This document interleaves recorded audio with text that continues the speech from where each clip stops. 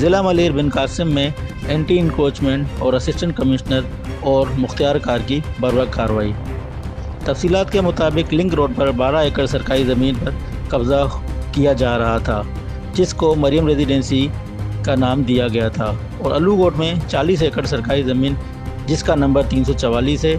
इस पर anti encroachment in charge बिन कासिम ज़ुएब शाह और असिस्टेंट कमिश्नर मनशाद अली शाहानी और मुख्तियार कार मूसा मोराई ने बरवक्त कार्रवाई करते हुए इस सरकारी ज़मीन को सरकारी तहवील में ले लिया। एंटी इंक्रोचमेंट ज़िला मलिर के SHO राव मुकीम ने इस ऑपरेशन की सरपरस्ती की।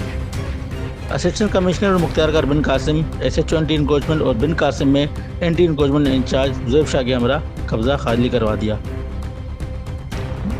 लिंक रोड पर सरकारी ज़मीन जिस पर मरियम रेजिडेंसी के नाम से प्लॉटिंग की जा रही थी, जिस पर बरवक्त कार्रवाई करते हुए इस ज़मीन को सरकारी तहवील में ले लिया गया है।